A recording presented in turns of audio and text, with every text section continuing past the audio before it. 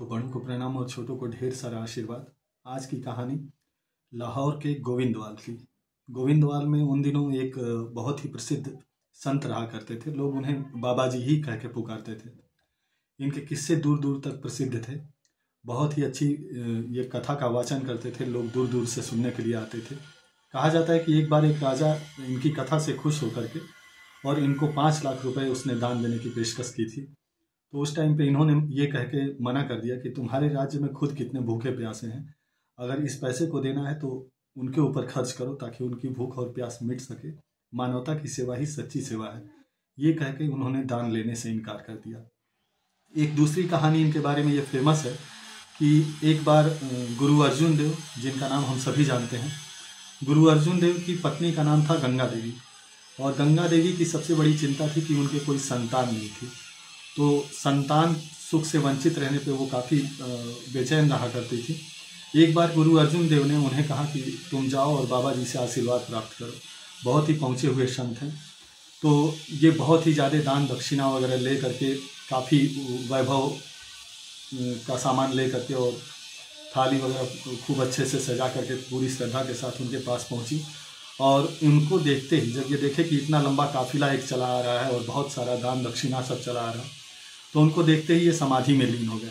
उन्होंने अपनी आंखें ही नहीं खोली। वो बड़े उदास मन से उनको वापस आना पड़ा। जब वो वापस आई, गुरु अर्जुन देव से उन्होंने कहा कि मैं तो इतना सब सामान ले करके गई थी, थाली सजा के लेके गई थी, इतने सारे सोने चांदी हीरे सब ले करके गई थी, और बाबा देखते ही समाधि में लीन हो गए। उन्होंने तो आंखें तक नहीं खोली। तब गुरु अर्जुन देव ने इन्हें बताया कि वो श्रद्धा के भूखे हैं, वो भाव के भूखे हैं और विलासिता से कोसों दूर रहते हैं। कहा जाता है कि अगली बार जब माता गंगा देवी वहाँ गई, गुरु अर्जुन देव की पत्नी, तो महज 2 रोटियां लेकर के गई और 2 रोटियों में वो घी लगा करके लेकर के, वो सादी रोटियां उनके पास लेकर के गई। और कहा जाता है कि वो अपने समाधि से उठ करके, जब वो माता गंगा देवी को आते हुए देखे तो समाधि से उठ करके और दौड़ करके चल दिए। और कहे कि जब उनके पास आते हैं तो कहते हैं कि बेटी तेरा ही इंतजार कर रहा था, बहुत दिनों से मैं भूखा था, जल्दी से ला ये रोटी मुझे खिला दे और फिर अपनी व्यथा बतलाओ। कहा जाता है कि उन्हीं के आशीर्वाद से बाद में माता गंगा देवी को पुत्र रत्न की प्राप्ति हुई। और ये इतना प्रतापी पुत्र, हम सभी उनका नाम जानते हैं, गुरु हरगोविंद सिंह जी के बारे में। तो ये कहानी हमें सिखाती है कि जब भी संतों के पास जाएं तो अपने अहंकार को दूर रख करके जाएं और सादगी के साथ जाएं। एक दूसरी कहानी एक राजा की, कि कहा जाता है कि इस राजा को एक मूर्तिकार ने 3 बहुत ही नायाब मूर्तियां भेंट की। और वो राजा जब भी इन मूर्तियों को देखता बड़ा खुश होता और हर सुबह उठता और सबसे पहले उन मूर्तियों के पास जाता, उनको निहारता, हमेशा उनको देखना चाहता। एक बार क्या हुआ कि कोई सेवक ऐसा था कि बेचारा उन मूर्तियों को साफ कर रहा था और साफ सफाई करते समय उससे कुछ लापरवाही हुई और एक मूर्ति गिर करके टूट गई। जब तो राजा ने ये बात पहले ही घोषणा कर दी थी कि इन मूर्तियों की साफ सफाई करने के लिए जो भी नियुक्त होगा सेवक, अगर उससे ये मूर्ति टूटेगी तो सीधा उसको मृत्यु दंड है। अब ये सेवक इस बात को जानते हुए भी सेवा में लगा हुआ था, परिवार का पालन पोषण करना था, बच्चों की परवरिश करनी थी, तो जान जोखिम में डाल करके भी पिता एक करता है, उसी भांति ये भी लगा हुआ था। तो उस दिन जब इससे ये एक मूर्ति टूट गई गिर करके और इसने देखा कि अब तो ये जुड़ नहीं पाएगी, अब बचने का कोई रास्ता नहीं, तो इसने दूसरी मूर्ति तोड़ी, फिर तीसरी मूर्ति तोड़ी। अब इसको लेके लोग जाते हैं राजा के पास, पकड़ करके बंदी बना करके। जब राजा के पास जाता है तो राजा इससे पूछते हैं कि मुझे ये बताओ कि जब तुमसे एक मूर्ति टूट गई थी तो फिर तुमने दूसरी क्यों तोड़ी और फिर तीसरी क्यों तोड़ी? तो उसने कहा कि देखिए, ये मूर्तियां तो मिट्टी की बनी हुई थी, एक न एक दिन तो टूटनी ही थी। अब जब एक मुझसे टूट गई और मुझे लगा कि अब मुझे तो मृत्यु दंड मिल ही रहा है, तो मैं सोचा उनके बारे में कि जो नेक्स्ट मेरे बाद 2 लोग आएंगे और जिन 2 लोगों को मृत्यु दंड मिलेगा, क्योंकि कभी ना कभी तो ये टूटेंगे ही, ये सोच करके कि मुझे तो अब मरना ही है, तो कम से कम 2 लोगों की जान तो मैं बचा सकता हूँ, इसलिए मैंने बारी बारी से करके दोनों मूर्तियाँ तोड़ दी।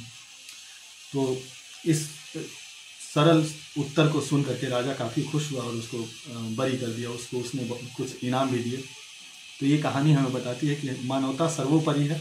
हमें अपने साथ साथ मानव के बारे में सोचना चाहिए, मानवता के बारे में सोचना चाहिए।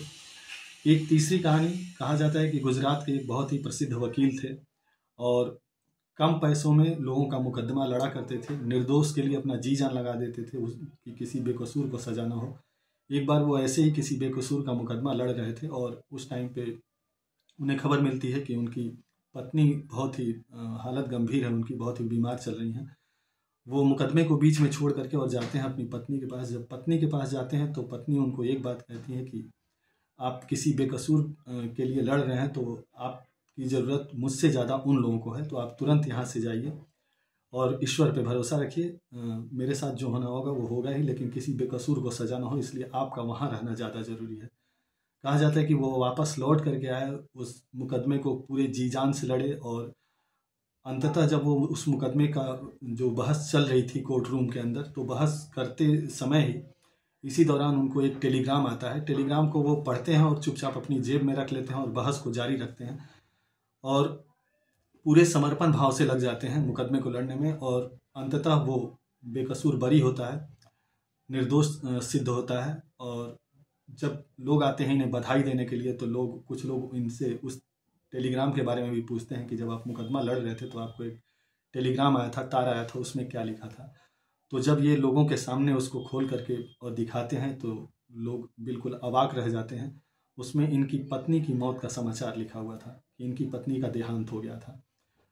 तो ये कहानी हमें ये शिक्षा देती है कि कर्तव्य सबसे ऊपर होता है।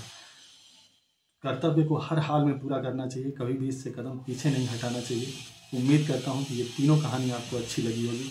और जो ये तीसरे वकील थे, जिन वकील की कहानी मैंने आपको सुनाई, ये आपको जान के आश्चर्य होगा कि ये और कोई नहीं बल्कि हमारे लौह पुरुष सरदार वल्लभ भाई पटेल थे। तो कैसे महान विभूतियाँ दिख जाती हैं अपने कर्मों से। उनके कर्म हमेशा ही हमारे लिए एक मार्गदर्शन का काम करते हैं। तो उम्मीद करता हूँ आपको कहानी अच्छी लगी होगी। आपका बहुत बहुत बहुत प्यार मिल रहा है, आभार मिल रहा है, उसके लिए आप सभी का दिल से धन्यवाद।